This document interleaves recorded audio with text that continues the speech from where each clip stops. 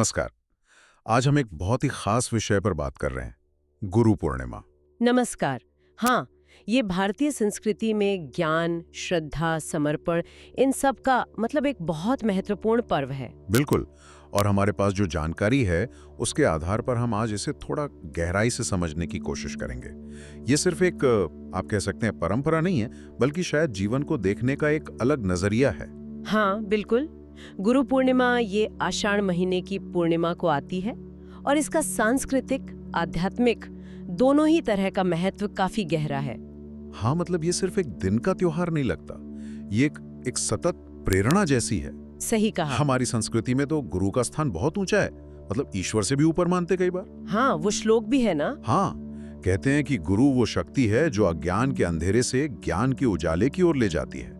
तो आज हम इसी गुरु शिष्य परंपरा को और गुरु पूर्णिमा के महत्व को थोड़ा और खंगालते हैं। हाँ, जरूर।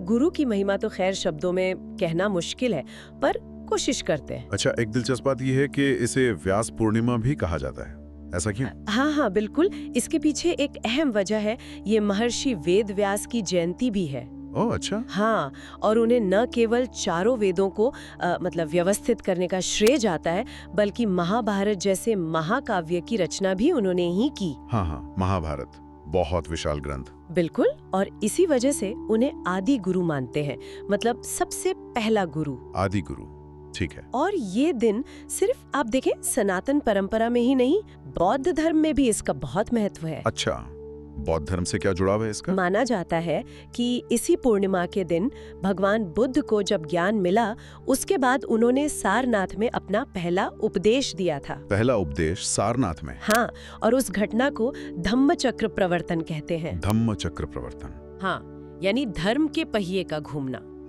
तो एक तरह से ये ज्ञान के प्रसार की शुरुआत का दिन भी है। ये तो बहुत ही रोचक बात है। और गुरु शब्द का भी तो अपना एक अर्थ है ना? गु मतलब अंधकार और रू? हाँ, बिल्कुल। गु का अर्थ है अंधकार, अज्ञान, और रू का अर्थ है प्रकाश, जो उस अंधकार को दूर करे। तो गुरु वही है जो अंधेरा मिटाकर रोशनी लाए। एकदम सही। गुरु का मूल काम ही यही है, अज्ञान मिटाना, ज्ञान का प्रकाश फैलाना। वो प्रसिद्ध श्लोक है ना, गुरुर ब्रह्मा गुरुर विष्णु। हाँ, सुना है। गुरुर ब्रह्मा गुरुर विष्णु गुरुर देवो महेश्वरः गुरुः साक्षात परब्रह्म तस्मै श्री गुरुवे नमः।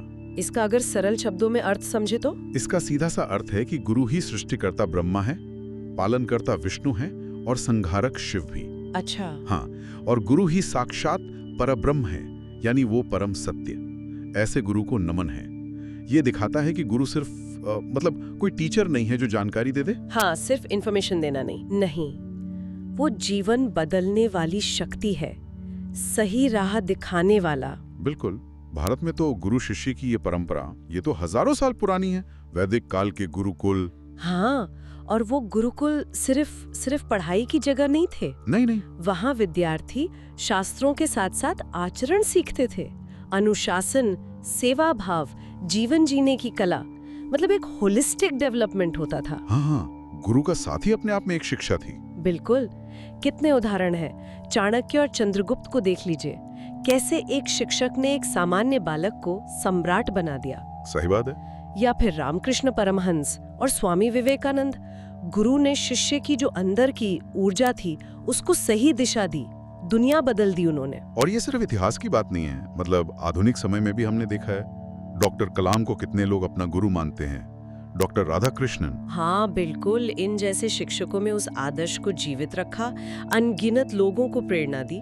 लेकिन हाँ, ये बात सही है कि आज डिजिटल युग में गुरु का जो स्वरूप है वो कुछ बदला है। हाँ, वही मैं सोच रहा था। अब तो ज्ञान इंटरनेट पर है, किताबों में है, वीडियो में है, तो क्या गुरु की भूमिका कम हो गई है? देखिए, स्वरूप बदला है पर भूमिका शायद कम नहीं हुई, बल्कि और जरूरी हो गई है। अच्छा, कैसे?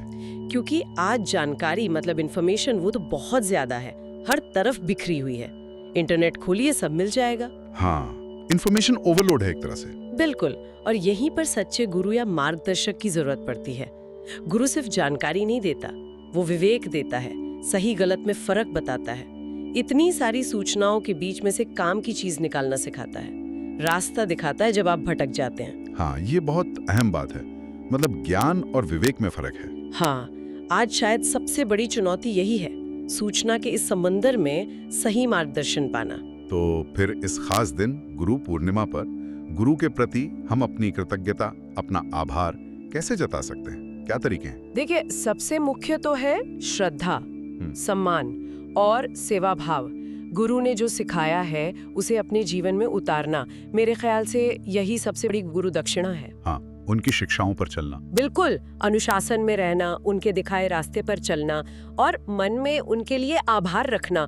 और पारंपरिक रूप से तो लोग गुरु के दर्शन करने जाते हैं, उनकी पूजा करते हैं। हाँ, उपवास भी रखते हैं कुछ लोग। हाँ, उपवास रखते हैं, ध्यान प्रार्थना करते हैं, शास्त्रों का पाठ करते हैं। ये सब पारंपरिक तरीके हैं। और आजकल के समय के हिसाब से कोई और तरीका भी हो सकता है? हाँ, क्यों नहीं। जैसे अगर आपके पास कोई ज्ञान है, कोई हुनर है, तो आप इस दिन किसी जरूरतमंद को वो सिखा सकते हैं, पढ़ा सकते हैं। अच्छा, ये तो बहुत अच्छा विचार है। हाँ, इसे भी एक तरह की गुरु सेवा या कह लीजिए आधुनिक गुरु दक्षिणा मान सकते हैं। ज्ञान को आगे बढ़ाना भी तो गुरु परंपरा का ही सम्मान करना है। तो मतलब ये सिर्फ एक व्यक्तिगत आस्था का पर्व नहीं है, इसका एक सामाजिक संदेश भी है। निश्चित रूप से। शिक्षा का सम्मान करना, ज्ञान का आदर करना और जो सच्चे मार्गदर्शक हैं उनको पहचानना और उनका सम्मान करना। बिल्कुल सही। ये पर्व हमें याद दिलाता है कि समाज की जो नींव है वो ज्ञान और सही मार्गदर्शन पर ही टिकी होती है। जब हम अपने शिक्षकों का, अपने गुरुओं का, अपने मार्गदर्शकों का सम्मान करते हैं तो हम असल में ज्ञान और विवेक का सम्मान कर रहे होते हैं। और आज के समय में जहां भटकाव इतना ज्यादा है, ये संदेश तो और भी जरूरी हो जाता है। हाँ, बहुत प्रासंगिक है। तो अगर हम संक्षेप में कहें, गुरु पूर्णिमा हमें ये याद दिलाती है कि जीवन का लक्ष्य सिर्फ बाहरी चीजें हासिल करना नहीं है। हाँ, सिर्फ भौतिक उपलब्धियां नहीं, बल्कि आत्मिक विकास, खुद को बेहतर बनाना, सही दिशा पाना, ये भी उतना ही जरूरी है। और ये दिशा अक्सर कोई गुरु ही दिखाता है, चाहे वो कोई व्यक्ति हो, कोई किताब हो या शायद जीवन का कोई अनुभव। बिल्कुल। और इसी से जुड़ा एक विचार मुझे आता है जो शायद सोचने पर मजबूर करता है कि आज का जो युग है, सूचना क्रांति का युग। हाँ। जब बाहरी ज्ञान के इतने स्रोत मौजूद हैं, तब शायद अपने भीतर के गुरु की आवाज सुनना कितना जरूरी हो गया है। भीतर के गुरु मतलब अपनी अंतरात्मा, अपना विवेक। हाँ, वही, अपनी अंतरात्मा, अपना विवेक, उसे पहचानना, उस पर भरोसा करना, ये आज के दौर में शायद पहले से कहीं ज्यादा महत्वपूर्ण हो गया है। ये बहुत गहरा विचार है। इसी सवाल के साथ आज की ये चर्चा हम यहीं समाप्त करते हैं। जी।